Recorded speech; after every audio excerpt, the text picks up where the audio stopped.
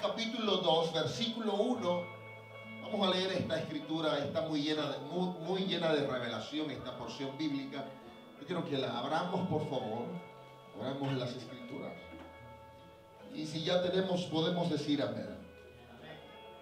Dice la palabra del Señor. ¿Lo tenemos ya por allá? ¿Todo el mundo está listo? Ok. El que no tenga la Biblia puede mirar las pantallas. Entró Jesús otra vez en Capernaum, después de algunos días, y se oyó que estaba en casa. E inmediatamente, ¿qué se oyó? ¿Que estaba dónde? E inmediatamente se juntaron muchos, de manera que ya no cabía ni aún a la puerta, y les predicaba la palabra. Entonces vinieron a él unos trayendo un paralítico que era cargado por cuatro. ¿Por cuántas personas era cargado? Y como no podían acercarse a él a causa de la multitud, descubrieron el techo de donde estaba y haciendo una abertura bajaron el lecho en que yacía el paralítico. Al ver Jesús la fe de ellos. ¿Al ver Jesús la fe de quién? Ellos. No del paralítico. ¿Al ver Jesús la fe de quién? Ellos. Atención aquí. Dijo al paralítico: hijo, tus pecados te son perdonados. Estaban ahí sentados algunos de los escribas, los cuales cavilaban en su corazón. ¿Por qué habla este así? Blasfemia, dice. ¿Quién puede perdonar pecados si no solo Dios? Y conociendo luego Jesús en su espíritu que cavilaban de esa manera, dentro de sí mismo les dijo: ¿por qué caviláis así en nuestros corazones? ¿Qué es más fácil? Salir, decir al paralítico: tus pecados te son perdonados, o decirle: levántate, toma tu lecho y anda. Pues para que sepáis que el Hijo del Hombre tiene potestad en la tierra para perdonar pecados, digo al paralítico. Ponga atención a esta parte. ¿Qué tiene que ver perdonar con que se sane? Mírenlo aquí. El Hijo del Hombre tiene potestad en la tierra para perdonar pecados, dijo el paralítico. Y te digo: levántate, toma tu lecho y vete a tu casa. Entonces él se levantó enseguida y tomando su lecho salió delante de todos, de manera que todos se asombraron y glorificaron a Dios diciendo: nunca hemos visto tal cosa. Levantamos nuestras manos al cielo y damos gracias al Espíritu Santo de Dios. Solamente en el primer capítulo del Evangelio de Marcos comienzan a existir 3 milagros. Y en todos los evangelios, en el lugar donde ocurren más milagros, es en el evangelio donde Él se presenta como siervo. ¿Alguien está aquí todavía? Siempre que tú te presentas como siervo, siempre ocurrirá algo importante. Siempre que te presentes como siervo, ocurrirá algo importante.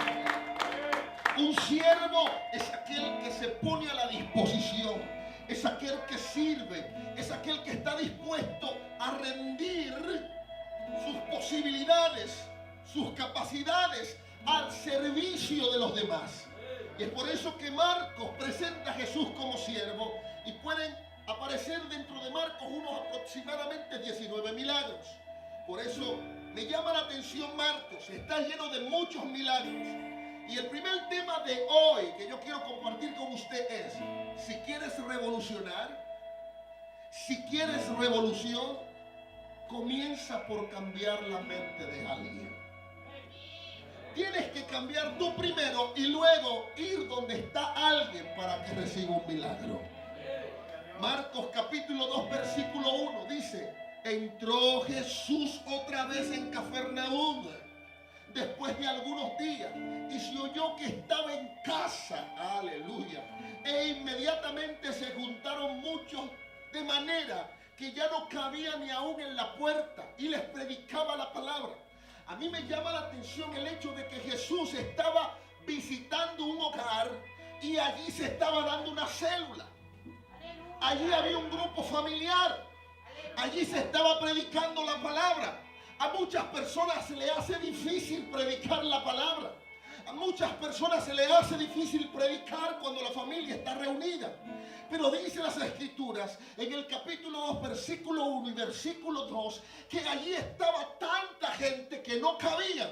Querían escuchar la palabra. Y no hay mejor lugar para compartir la palabra que la casa. No hay mejor lugar para compartir la palabra que el momento de la familia. No hay mejor lugar para compartir la palabra cuando llegas a casa de un amigo. No hay mejor lugar para compartir la palabra que yendo a ese familiar que tenías tanto tiempo que no veías y decirle: mira, invita a tus vecinos porque quiero llevarte una palabra. Cualquier cosa puede ocurrir en una célula. Cualquier cosa puede ocurrir en un grupo que se está predicando el evangelio de salvación. ¿Alguien me está aquí todavía? Jesús estaba en una célula de enfermedades internas. Y es por eso que hoy quiero hablar bajo el título: el pecado que te paraliza. El pecado que te paraliza. El propósito es que esta noche usted pueda lograr, pueda ubicarse en esa posición de accionar, basado específicamente en ese servicio y cuidado que usted debe dar a los demás.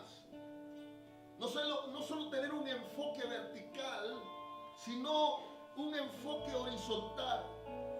De hecho, aunque en el mandamiento resumido dice: ama al Señor sobre todas las cosas, también dice: a tu prójimo como a ti mismo. El propósito de que esta noche, en estos 6 años, usted pueda descubrir cómo manifestar a Dios, cómo salir de la enfermedad espiritual y cómo entrar en la salud divina, cómo crear sanidades en otras personas, cómo llevar salud divina a otras personas. Por eso, una de las razones por la cual la gente ha decidido ir a los subproductos, ¿verdad? De los subproductos a la esencia, es porque no tienen otra alternativa. Y cuando digo subproductos es que dicen: ya he probado todo y no encuentro sanidad. Necesito ir a Dios. Necesito ir a su presencia. Y es por eso que esas enfermedades son difíciles de resolver. Muchas de esas enfermedades son cáncer. Muchas de esas enfermedades son protuberancias dentro del cuerpo. Muchas de esas enfermedades son hasta cáncer en la sangre. Es increíble cómo el hombre cae en diferentes tipos de enfermedades y de repente no saben ni por qué está sucediendo. El doctor lo manda a hacer el análisis, lo manda a hacer quizás, ¿verdad?, una profunda resonancia magnética dentro del cuerpo para ver o en el cerebro, y no se encuentra nada. Nada, porque hay una enfermedad que es producida por el alma. Y yo creo que en esta noche el Espíritu Santo va a diagnosticarte la sanidad que tú necesitas. Háblalo, aquí el punto es ese. Aquí el punto es que Jesús tenía un grupo familiar y la gente, al parecer, en Cafarnaúm, ciudad marítima, en aquel lugar, parece que Jesús estaba acostumbrado a concurrir ese lugar. Y al saber la gente: oye, llegó el hombre, el que predica terrible, el que tiene una palabra, el que sana a la gente, vamos para allá. Mire, yo no sé por qué el evangelio, yo no sé por qué el evangelio, nosotros decimos ser cristianos, y cuando los discípulos llegaban a un lugar, revolucionaban una ciudad. Una ciudad era revolucionada por un evangelista, solamente por un evangelista. Y a nosotros se nos hace difícil hacerle saber al vecino de al lado que somos cristianos.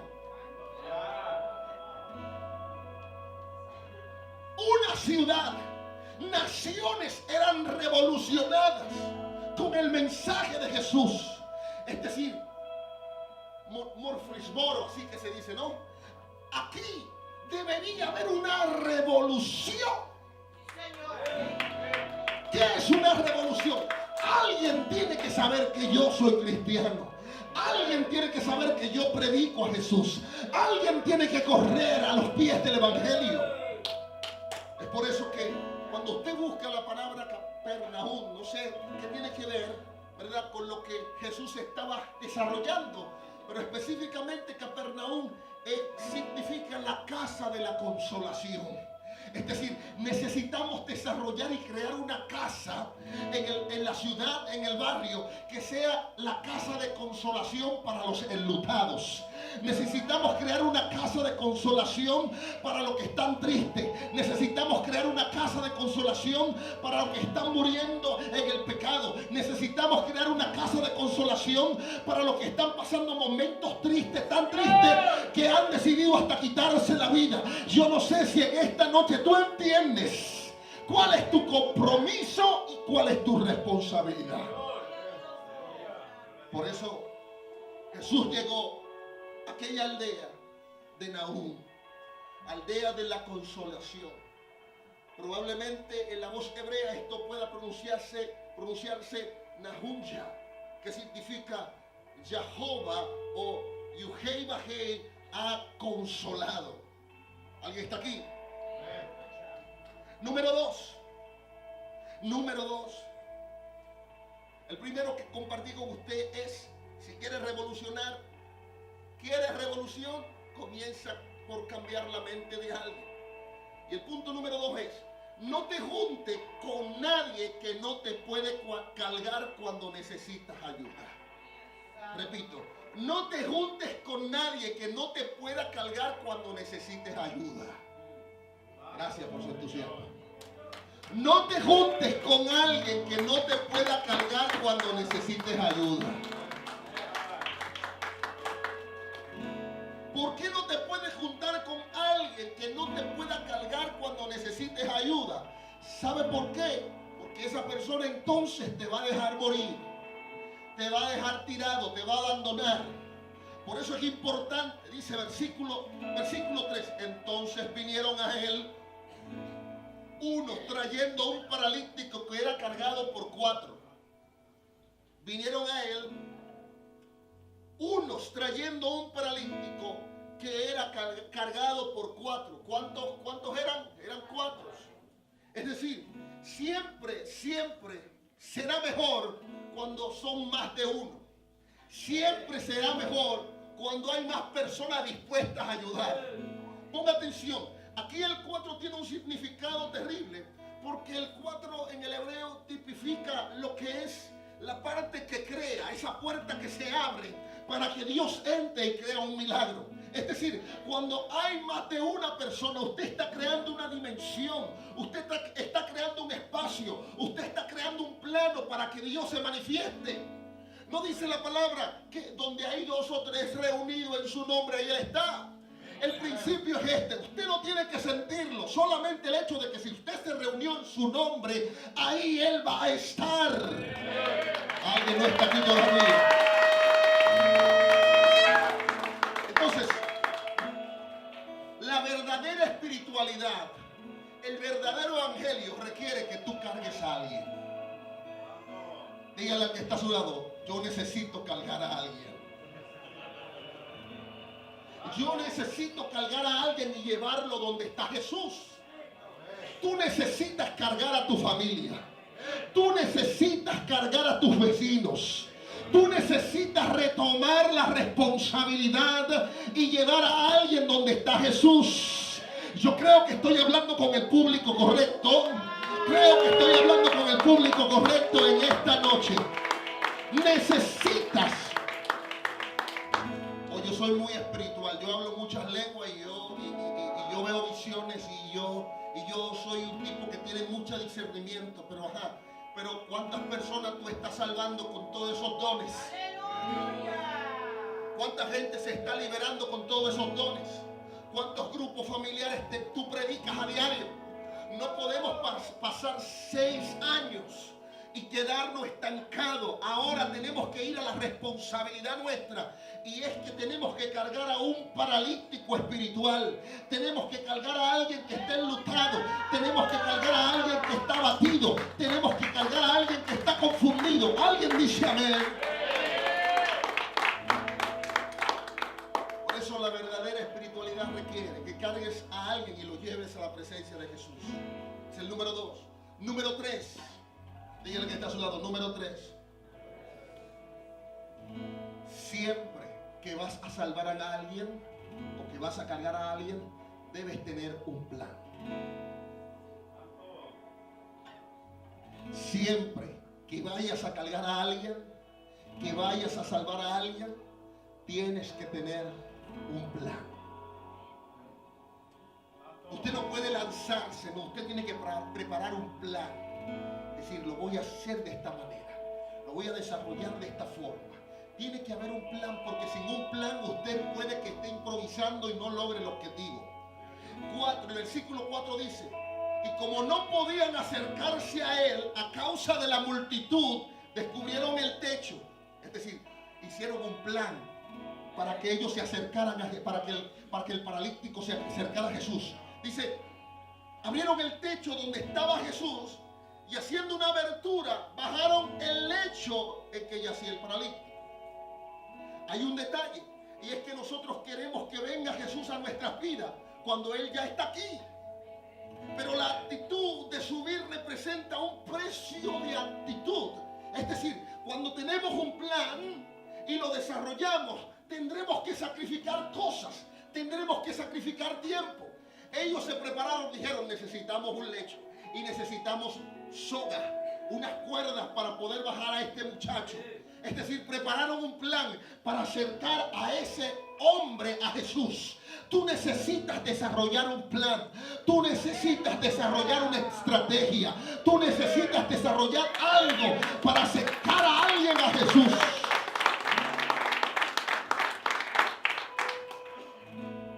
Dígale a alguien, necesito crear un plan.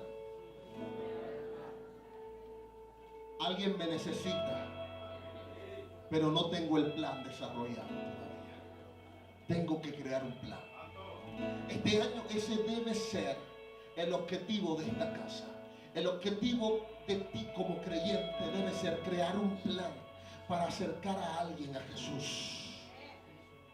Ellos fueron donde estaba el paralítico y dijeron, ¿cómo hacemos para que este muchacho llegue a donde está Jesús? ¿Cómo podemos hacer? Me imagino que a veces los planes con una sola persona no son tan detallistas, ¿verdad? Tan ilustres y tan brillantes como un plan desarrollado por 3 o 4. No sé si alguien está aquí. Nos reunimos, tenemos un plan. Aquí no hay deseo de protagonismo. Yo no deseo ser más que tú ni tú más que yo. Tenemos un plan, tenemos que salvarlo. ¿Cómo lo hacemos? ¿Qué tú puedes aportar? ¿Qué yo puedo aportar? Vamos a crear esta forma, esta estrategia. Vamos a acercarnos y vamos, unimos fuerza. La Biblia dice que cuando los hombres se unen es tan fuerte que a veces si están mal ubicados o mal enfocados, Dios mismo tiene que descender, cambiarle el lenguaje, porque no hay una cosa que el hombre no se proponga que no la logres. Yo no sé si alguien está aquí. Cuando usted va a la Torre de Babel, Dios mismo tuvo que descender personalmente y dijo, descendamos, porque no hay una cosa que el hombre no se proponga que no la logre, porque Dios sabe que el hombre tiene un ingrediente y ese ingrediente que tiene es el espíritu de él. Y cuando el hombre se une, cuando tú te unes con otra persona, tú estás uniendo al mismo Dios. Y Dios no puede ser destruido. Y como Dios no puede ser destruido, Dios tiene que provocar, como lo que ocurrió en la Torre de Babel, tuvo que provocar confusión, porque dijo, si se unen esta gente, soy yo mismo que me estoy uniendo en la tierra. Tengo que hacer que se confundan, que no se entiendan. Entonces, yendo a la verdad central de este tema que estamos desarrollando hoy, cuando tú te unes a otros y tú tienes un plan y tú tienes una estrategia, no sabes tú lo que puedes lograr en la ciudad de Murfreesboro. No sabes tú la autoridad y el poder de Dios que se puede desarrollar. Si quieres ver cómo es, tú tienes que unirte con alguien. Vamos a comenzar en oración para que Dios revele cómo lo vamos a hacer. 4 personas, 5 personas, 6 personas se unen, 4 personas, comienza el avivamiento, algo grande Dios comienza a desarrollar.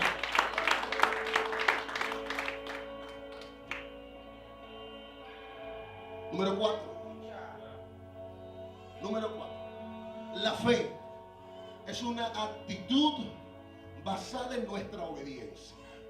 Repito, la fe es una actitud basada en nuestra obediencia.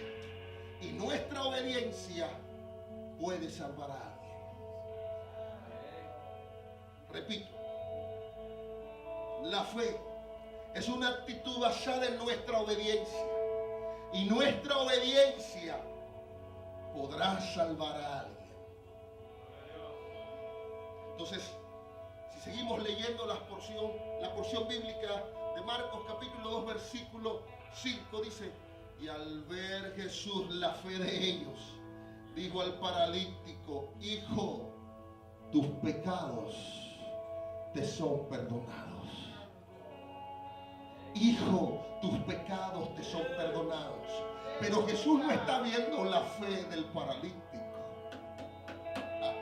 Alguien está aquí todavía. Repito, hay una fe que tú tienes que va a salvar a alguien. Hay una fe que tú tienes que va a salvar a tu vecino. Hay una fe que tú tienes que va a salvar a tu jefe. Hay una fe que tú tienes que va a salvar a tu hermano. Hay una fe que tú tienes que va a salvar a tu mamá, que va a salvar a tu papá, que va a salvar. Yo no sé si hay alguien que está aquí. Hay una fe que es tu fe, que es tu obediencia, que por tu obediencia Dios se moverá misericordia y dirá: no, tengo que hacer algo con este muchacho. Tengo que hacer algo con este paralítico. Yo estoy despertando tu corazón, estoy despertando tu espíritu. Hay algo, tú quieres que Dios haga un milagro con tu familia. Tú quieres que Dios salve a tus hijos. Tú quieres que Dios salve a tu esposo. Tú quieres que Dios salve a tu esposa. Mira, tú tienes un deseo muy grande de que Dios salve a tu mejor amigo, de que Dios salve a tu mejor amiga, que Dios salve a tu vecino. Tú tienes ese interés como salió Felipe corriendo donde estaba Natanael. Pero ¿sabes qué? Es necesario que comiences a obedecer, que comiences a generar un plan, porque eso va a cambiar la historia del panorama donde tú estás. Alguien puede aplaudir a Dios. Parecería como que Jesús sabía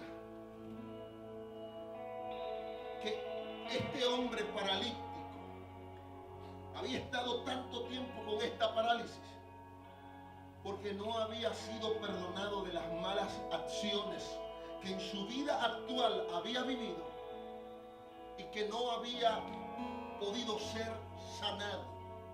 Y aquí entra lo que es la sanidad interior. Aquí entran personas que por años han vivido atados, personas que por años odian, personas que por años no pueden deshacerse de esa amargura, personas que sienten odio, que sienten rencor, que no se pueden sentar con su papá, que no se pueden sentar con su mamá, que no se pueden sentar con un amigo porque se desarrolló dentro de ellos una raíz de amargura, porque fueron afectados. Hoy Dios te dice: esa parálisis tiene que salir de adentro de ti. Personas que no hablan bien de sus hermanos, personas que no hablan bien de sus familiares, que cuando te sientas a hablar con ellos, ellos solamente dicen pestes. Y Dios hoy te dice: tienes que ser sano, tienes que ser sanado en tu interior, tienes que ser sanado en tu corazón. Eso es lo que te va a devolver la vida, eso es lo que te va a devolver la autoridad. Si quieres sanar a alguien, si quieres restaurar a alguien, tú primero tienes que ser sanado. Porque eso es lo que te va a devolver a ti el entusiasmo y el deseo de moverte en fe. Porque si viste un milagro en ti, dirás: necesito que Dios haga un milagro en ti también. No hay una cosa que se promueva más, que se pregone más, que cuando alguien está recibiendo un beneficio. No sé si alguien está aquí. Cuando la gente está recibiendo beneficios, cuando el gobierno está dando algo que beneficia a la sociedad, la gente: y tú no fuiste, pero tú tienes que ir. Mira, ahí están dando cuantas cosas. Pero no pasa eso en la iglesia. Pasaba en los tiempos de Jesús y no está pasando ahora. ¿Por qué? ¿A qué se debe? ¿Será que estamos muy acomodados? ¿Será es que ya nos sentimos en esa zona de confort que nos hace creer que ya somos salvos? Te voy a decir algo. ¿El ladrón es ladrón porque roba o porque es ladrón? El mentiroso ¿Es mentiroso porque habla mentira o porque es mentiroso? No es mentiroso porque habla mentira. Porque es mentiroso es que es mentiroso. Porque es ladrón, es que roba. Y porque es ladrón y es su naturaleza, es ladrón. El que es salvo, ¿se queda salvo y ya? No. El que es salvo genera obras dignas de arrepentimiento. No es que las obras te dan la salvación. No, no. Es que no es por obra para que nadie se gloríe. Ahora, sin obra no te salvas. Porque la salvación genera en ti esas obras que son las que dignifican y manifiestan que tú eres diferente, que tú eres sano, que tú eres el cambio, que tú eres la revolución de Dios, que tú eres la imagen de Jesucristo, que tú traes algo diferente a los demás.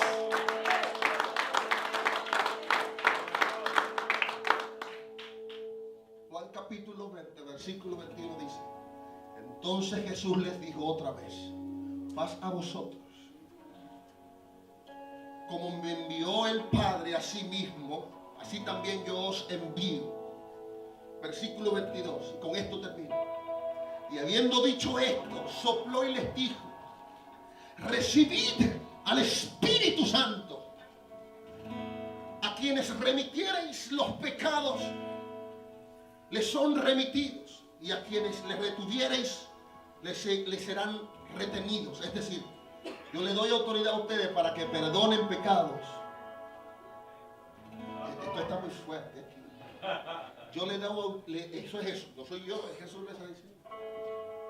Yo le doy autoridad a ustedes para que digan: tus pecados te son perdonados. O para quedarse con el perdón que necesite esa persona. Pero como Jesús nunca le negó el perdón a alguien, usted tendrá que moverse a misericordia y decirle a alguien: tus pecados te son perdonados, para que reciba la sanidad. Póngase sobre sus pies, por favor.